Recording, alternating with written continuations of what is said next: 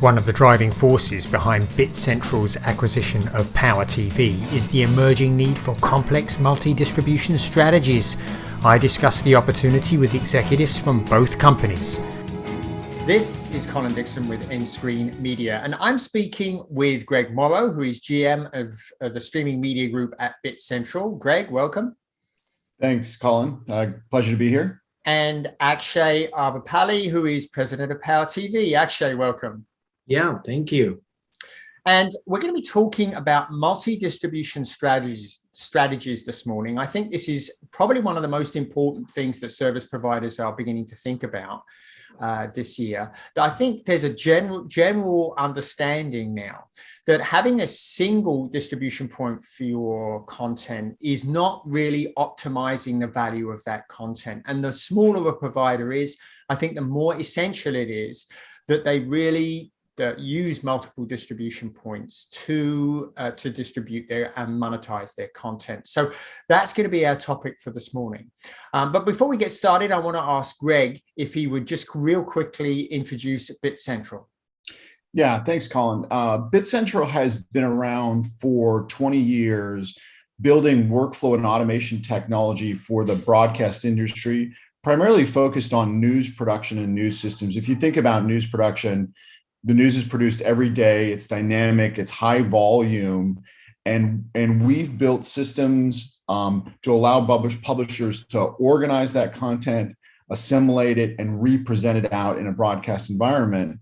And then a number of years ago, the team at Bitcentral and Fred Forche, the founder, really thought there was an opportunity to bring some of that broadcast native approach into a digital environment. And the development of Fuel was the genesis of that product. So really bringing TV-like elements, dynamic transitions, automated playlist development from that news production and kind of that daily grind of that experience to a digital environment. It's flourished under that development. Boy, we see that in the news. Even just yesterday, ABC announced that they were bringing their local TV stations. So many of their local TV stations are online finally. That there's an illustration that that's definitely a thing. Akshay, why don't you introduce PowerTV, and then we can talk a little bit about why the two of you have decided to get together and how this is so important in the world of multi-distribution. So Akshay, tell us about PowerTV. Yeah, absolutely. PowerTV is effectively an all-in-one solution to launch your own streaming service. Be it you're a content owner on YouTube or Vimeo, or you're a production house with lots of movies and series content. We built this platform to agnostically pull content in from anywhere. We have a YouTube crawler that we are able to pull content from and not really break any workflows. And we keep that automated to continue pulling all the necessary metadata and updated episodes on a periodic basis.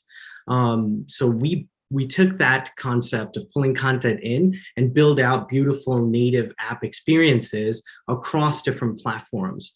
Whether it be on mobile or Apple TV, Roku, Fire TV, etc. And we saw the importance of of bringing your content and distributing it anywhere and everywhere.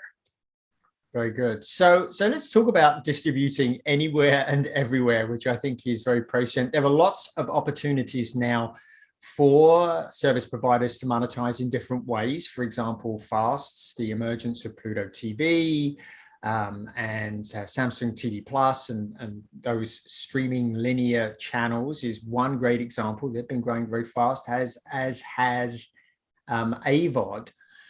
So let's talk a little bit about how you go about supporting those, particularly the live, Greg. That seems to be particularly important, right? You have some specific features that really allow the full gamut of linear to be supported in streaming, right?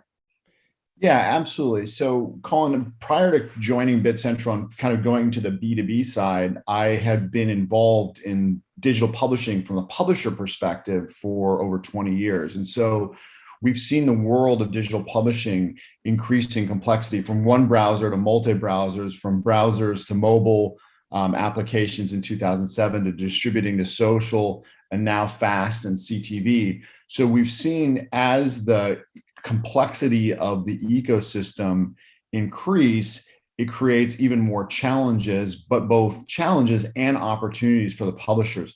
And what Fuel's done, that's really complementary to Power, is built a video asset management system that can manage live and on-demand content and mix those together in a seamless experience. And so we took a lot of that broadcast heritage knowledge, broadcast workflow knowledge, brought it into the digital environment and brought a unique twist to that. And so what we've seen with that is you turn a kind of an on-demand experience in a traditional kind of VOD experience into a lean back experience. And that increases average session times, user engagement, user satisfaction. So if you're in an AVOD model, that increases the number of ad opportunities you can generate around that consumer. If it's an SVOD or TVOD model, you increase customer satisfaction and reduce churn.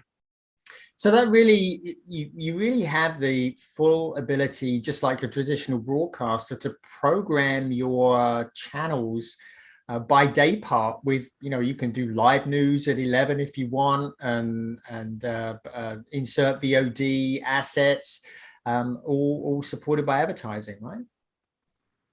Yeah, absolutely. And one of the advantages of the system is once you set up a dynamic playlist, as you add new content into the system, it automatically regenerates that playlist without manual intervention. And so really one of the things we, as a principle of the company, think about workflow and productivity of the creator. And so this ability for them to set up a playlist, set up the rules, but then just bring content in and have it continuously updated was very important in the news industry with a high volume of content. But we think it's really applicable to a lot of other industries, sports and highlights, and we've done some work in showcasing in that environment. So based on that kind of high volume, we've made that workflow really efficient for the publisher. And when you're bringing those assets in, when you're ingesting those assets, you are able to actually enhance the metadata, which is absolutely critical, right? Because without good metadata, there's no chance that your content is going to be found. So tell us about how you go about enhancing the metadata as you ingest. Absolutely. So we're doing something that's somewhat unique. I haven't seen it in a lot of other platforms. Is each file that's ingested, we generate a speech to text file and we sync that to the audio so that you have a transcript of the audio of the video. And so that allows the publisher to do a number of things. If it allows us to enhance the metadata with auto generating of tags based on a machine learning algorithm that can be used for both an editorial process and an advertising process. If you think about the world we're heading into is more cookieless, so contextual targeting around content is going to be more important. But in addition, we allow the publisher to search for or find content either on an aggregate basis across a set of clips or within a clip to basically search for a key term and scrub to that particular point of the video. We've seen it's a massive increase in productivity for the publisher to kind of find and program content from a big library.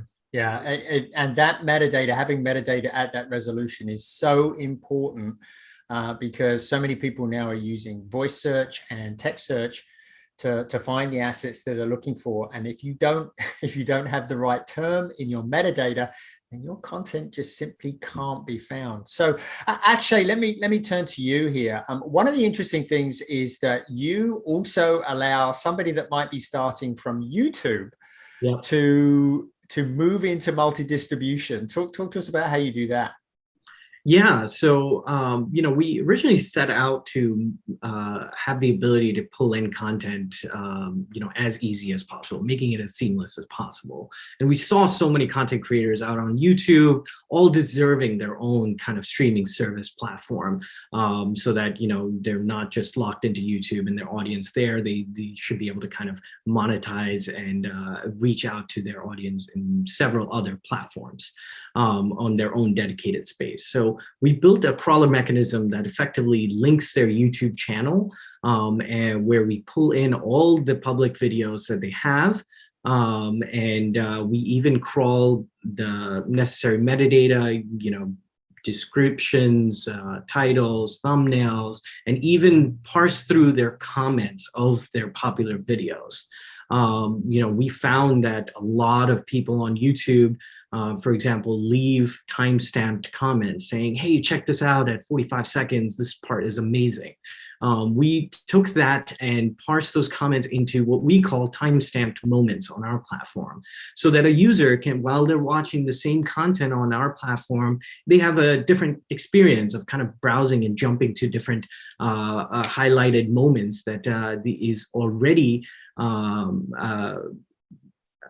lifted into the platform, so that the users can engage with and create GIFs off of those highlighted popular moments as well. Well, I can see how those timestamp moments just fit hand in glove with your ingest capabilities, Greg, at Bitcentral.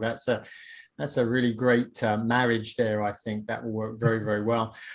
Let's talk about the other most important part of this, and that's monetization.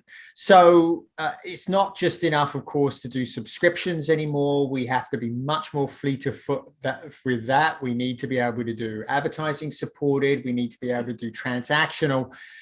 Your platform, the two of you together now, you support it all, right? That's right. Yeah. PowerTV has the ability to create subscription video on demand, the Netflix style access, full content behind paywalls.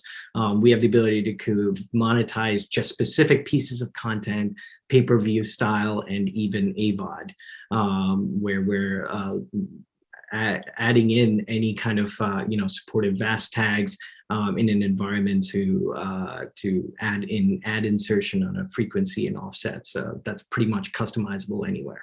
And Greg, you really handle this on the distribution side, right? Yeah, I mean, we one of the things we thought was really powerful about the Power platform is that both flexibility of distribution and bring in a complementary suite of endpoints. We really think that the two most critical decisions that a publisher makes are, where am I going to place my content and how I'm going to monetize it. And so with Akshay, they brought and the Power team brought a really robust suite of applications. And then we're bringing that for linear and file-based syndication to aggregator partners. And so we really thought that gives the publisher an ability to kind of manage once, distribute many, and have that flexibility of choice of their monetization model, both kind of, AVOD from a standpoint of their own monetization, or AVOD for downstream monetization via a distribution partner. And it sounds to me like you must have a pretty robust content management system here to manage the videos through the workflow.